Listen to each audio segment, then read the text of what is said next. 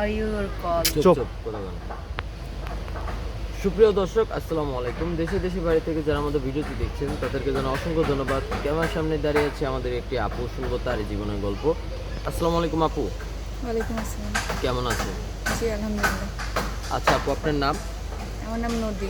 একটু জোরে কথা বলতে বোন, ওই যে শব্দটা একটু ইয়ে করতে হবে। আপু আপনার নাম? ভাই আমার নাম নদী। নদী। নদী দেশে বাড়ি কোথায়? কুমিল্লাতে। কুমিল্লাতে। পরিবারে কে কে আছে আপু? পরিবারে আমার বাবা মা নেই, আমার শুধু নানু আছে। আমি নানুর কাছে বড় হয়েছি ছোট থেকে। বাবা মা নেই? না বাবা মাকে কখনো দেখেন নাই? না দেখি। ছোটকালেই মারা গেছে তাই না? মারা গেছে কিনা জানি না, কিন্তু কখনো দেখিনি। ও দেখেন নাই, সে চলে গেছে। যোগাযোগ হয় নাই কখনো। আচ্ছা, তো আপু, তো আপনি তো, আপনার বয়স কত? আমার বয়স 24 বছর চলতেছে। 24 বছর চলছে, প্রাপ্তবয়স্ক এখন আপনি। তো কিরকম লোককে বিয়ে করতে চাচ্ছেন আপনি? ভাই আমি এমন একজনকে চাই যার আহামরি টাকা পয়সা থাকতে হবে না, কিন্তু সে ভালো মনের মানুষ, সে আমার বিশ্বাসের মূল্য দিবে, সারা জীবন আমাকে ভালো রাখবে, আমার দায়িত্ব নেবে। আর সব থেকে বড় কথা, আমার একমাত্র গার্জিয়ান যিনি আমার নানুর দায়িত্ব, তাকে নিতে হবে। তো আপনার নানুর দায়িত্বটা নিতে হবে। জি। আচ্ছা আপু, আপনি বলছেন আপনার নানুর দায়িত্ব নিলে হবে, তো আপনি কিরকম লোককে বিয়ে করতে চাচ্ছেন? আমি বিয়ে করতে চাচ্ছি, তার বয়স বিষয় না বা তার অতীত নিয়েও আমার কোনো সমস্যা নেই।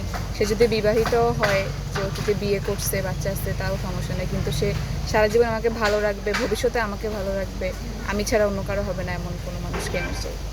আচ্ছা আপু, আপনি বাংলা কতটুকু পড়াশোনা করেছেন? হ্যাঁ আমি পড়াশোনা করছি, আমি এইচএসসি পর্যন্ত পড়ছি। এসএসসি পর্যন্ত পড়াশোনা জি, করেছেন? তারপরে পড়া হয়নি। আচ্ছা আপু, আপনি তো বলছেন আপনি বয়স বেশি হলেও সমস্যা নেই, 40, 50, 60 হলেও তো সমস্যা নেই। না। আচ্ছা, অনেক ভাইরা আছে আমাদের সাথে যোগাযোগ করবে, আপনার সাথে বিয়ে প্রস্তাব দিতে পারে আপনাকে।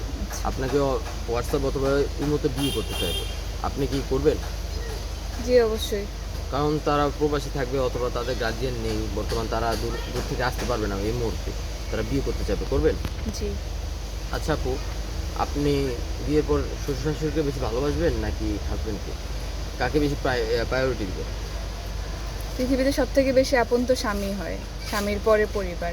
তো আমি অবশ্যই আমার স্বামীকে গুরুত্ব দিব, পাশাপাশি তার পরিবারকেও গুরুত্ব দিব। দুজনকেই গুরুত্ব দিবেন, জি। সমান চোখে দেখবেন। আচ্ছা আপু, আপনি কি একটা সাংসারিক মেয়ে হয়ে উঠবেন? অবশ্যই ইনশাল্লাহ। আগে তো আপনার বিয়ে হয়নি তাই না? না। আচ্ছা, তো আপনি কি সংসারের সব কাজ পারেন? আপনার নানু শিখিয়েছে আপনাকে? জি, রান্না বান্না থেকে শুরু করে ঘরের সব কাজ আমি পারি।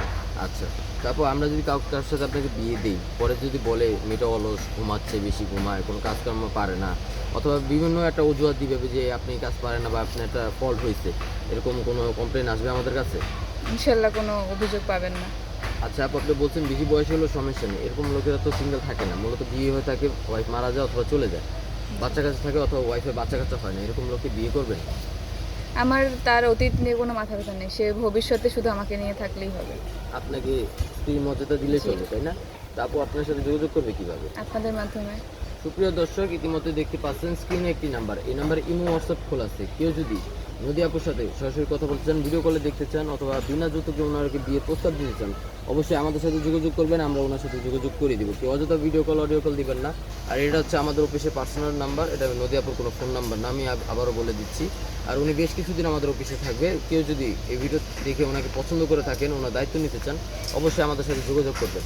আচ্ছা আপু, অনেক ভাইয়ের বয়স বেশি থাকবে, হ্যাঁ, তারা মনে করেন কিছু অক্ষমতা থাকবে, তারা মনে ধরতে পারেন উনি পড়াশোনা বিষয়টা জানেন না, ক্লাস 3, 4 পর্যন্ত পড়াশোনা করে কর্মকর্তা হয়েছে, তারা প্রবাসে চলে গেছে অথবা দেশে আছে, কাজকর্ম করছে, এরকম লোককে বিয়ে করবেন?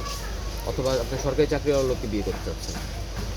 না, আমার তার পড়াশোনা, তার টাকা পয়সা বা তার ব্যাকগ্রাউন্ড নিয়ে কোনো মাথা ব্যথা নেই। শুধু এতটুকু যে সে আমাকে সম্মান করবে, ভালোবাসবে, সারা জীবন ভালো রাখবে, এতটুকু হলেই হয়। আচ্ছা আপু, আপনি নামাজ কালাম পড়েন? জি, পড়া। আচ্ছা, বিয়ের পরে যদি কোনো ভাই বলে পর্দা করতে, আপনি করবেন? অবশ্যই করবো, আমার স্বামী যেটাতে ভালো থাকবে আমি সেটাই করব। আচ্ছা আপু, যদি আপনি কি বিয়ের পর কি আপনার হাজবেন্ডের বাবা মাকে নিজের বাবা মার মতো দেখবেন নাকি তাদের বৃদ্ধাশ্রমে পাঠিয়ে দিবেন? একদমই না, আমার যেহেতু বাবা মা নেই, আমি বুঝি বাবা মা না থাকার কষ্টটা কী। আমি অবশ্যই নতুন একটা পরিবারে গেলে নতুন বাবা মা পাবো, তাদেরকে আমি অবশ্যই ভালোবাসবো। আচ্ছা আপু, আপনি ভালো থাকবেন, আপনি একটা মনে মতো জুগিয়ে দেওয়ার চেষ্টা করবো। আসসালামু আলাইকুম। আসসালামু আলাইকুম।